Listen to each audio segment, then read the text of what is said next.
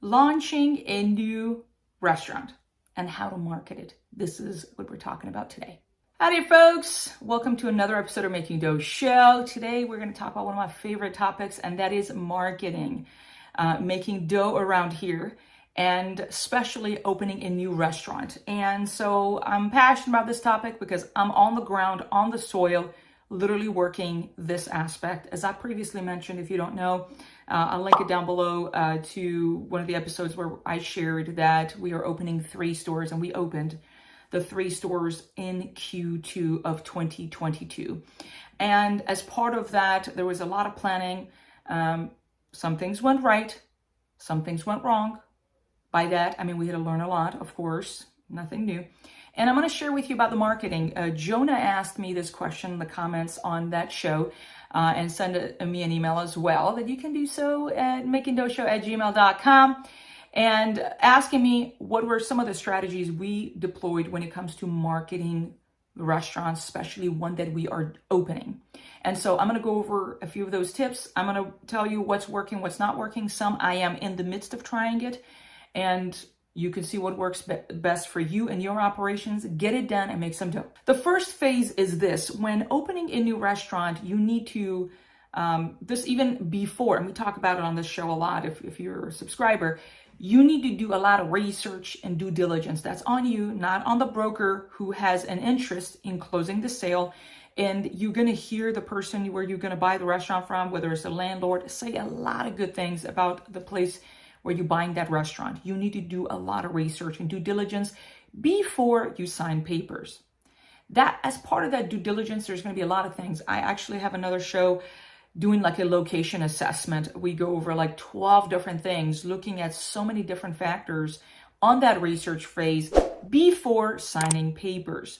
And as part of that, I'm going to talk about a couple of things that we do. One is I always want to look around the businesses in the 3 to 5 mile radius of the restaurant.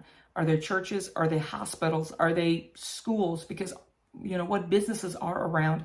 It's going to help me figure out, how are we going to get big orders? How are we going to get caterings? I always say this as well. Listen, it's going to be easier for us to find, you may get 5 customers. I need to convert 5 homes that maybe are loyal to, we're in the pizza business, to Domino's or Pizza Gut or whatever for their pizza needs. I need to convert 5 homes to come and try our restaurant and become loyal customers. So 5 homes, 5 rooftops, 5 families.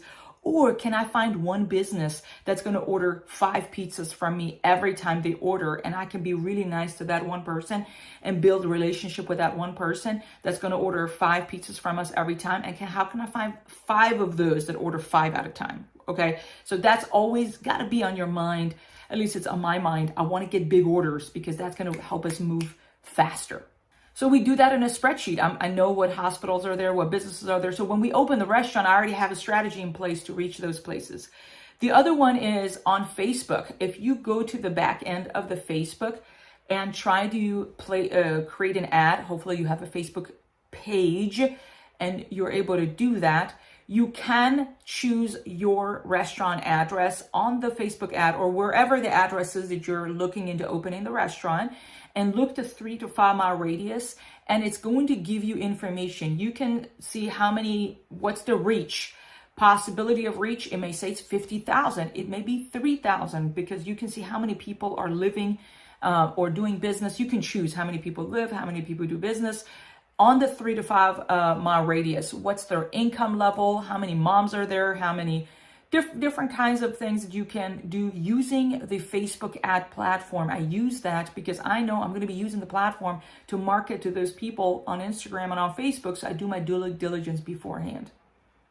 Next is the USPS every door something direct program. I put the link down below. It's a free service from U.S. Postal Service of United States, where you can put the address of the location of the restaurant you're trying to purchase and see how many homes are there, what are the routes, what are their income level.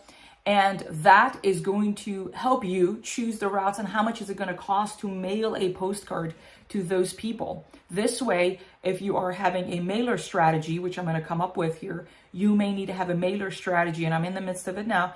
you are going to use that information specifically. Let me know if you want more information on that, how to use the U.S. Postal Office, the government's website for your marketing purposes. But it's very simple to do it. Use the link down in the description and check it out. Okay, once we have all of that, so here's what I do. I want to go over 5 things that we do. I'm sorry, it's the due diligence phase is very important. I'm sorry if it took a little bit.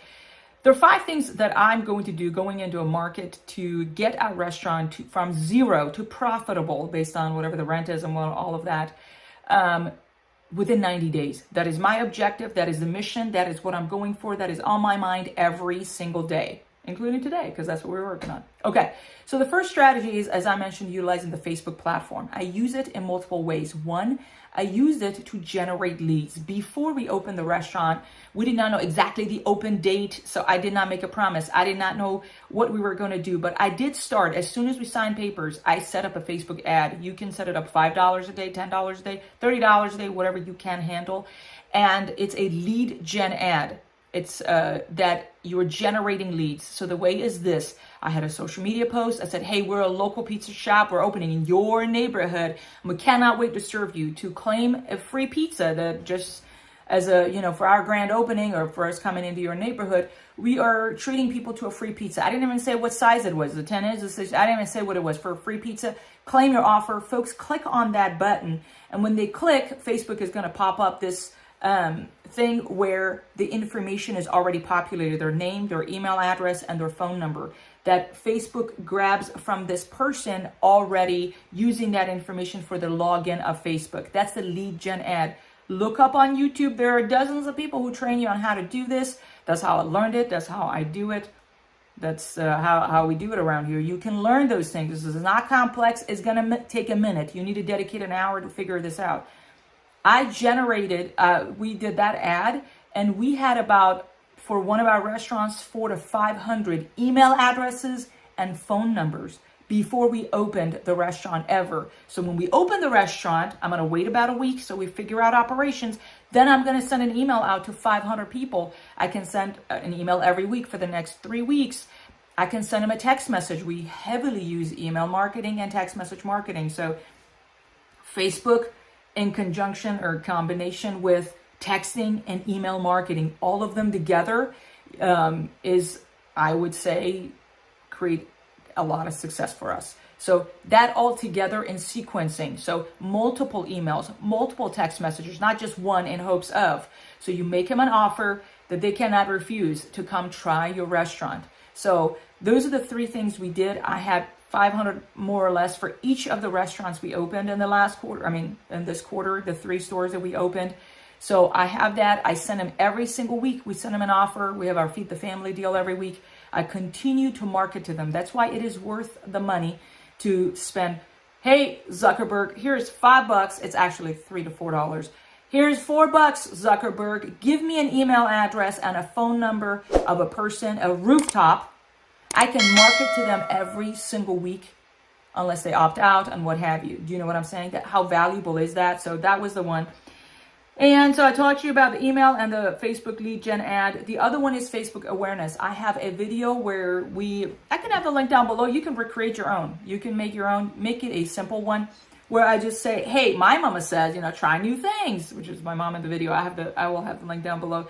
And I have my husband who says, hey, just like Mama said, try new things. So come try Matangas. So we made this non-threatening video for people to come try our food. This is like, I know that you already have your go-to place. Everybody's got a go-to place for Mexican, for steak, for whatever. They already have their go-to place. Nobody needs another restaurant in America, at least, or what have you. So you need to kind of entice them. It's non-threatening, Just like Mama said, you got to try new things. So get people to try. So that was the video boosting that I had in the 3 to 5 mile radius that we did that. So it was that awareness ad, video ad. Then I had the lead gen ad, conjunction with the email and the text. So these are the ones that I really heavily went on for the first 30 days of opening a store. Again, 2 to 3 months before I captured the leads, and then heavily marketing to them after we open. Last but not least is the one that I'm doing now is the mailer strategy. So I have already chosen the routes that are 3 to 5 mile radius around our restaurant that I'm going to be sending a mailer to every month for the next quarter. That's my Q3 objective. And if you're interested to see my results, let me know. Again, comment down below. Let me know if you would like to see how I am setting up that mailer, what redemption rates we're getting, how much am I spending on each of them. I would love to show you how we do it, because we all need to make some dough, okay? So I will share with you that I'm going to do a sequence, because again, I'm putting myself in the mind of a consumer that doesn't need another pizza place. I'm going to send them a mail. I'm going to send another, and 3 pieces of mail I've budgeted for my marketing in Q3 to send a sequence of mail to get these folks to come try our food, for me to capture their name and phone numbers and email addresses so we can market to them on an ongoing basis. There you have it. This pretty much sums up my launch strategy, marketing aspect of launching a new restaurant. Yes, it is a lot of work. But let me tell you, the amount of money we spend opening a restaurant, the marketing is not really that much. I would say my budget in launching a restaurant is probably $5,000 total. And that's not much when the amount of money we spend on equipment, I tell you, between repairs and equipment and this broke and the AC and the sign, that's not much. And marketing is everything, because you need customers, or what are we doing here? You know what I mean? Make this a priority. Let me know if you want me to go a layer deeper. You know, Jona asked me this question. I was like, let me give you some highlight level of what I do for opening one of our restaurants. So this is what we did. If you want a layer deeper, I'm happy to share, and I'm happy to see you succeed and crush wherever you're at in this business. So comment down below and let me know. Be sure to subscribe to the show, whether you're watching this on YouTube or on the podcast. Be sure to subscribe as well. And I know we all have got work to do. And with that, let's get back to work and make some dough. Thank you. Bye-bye.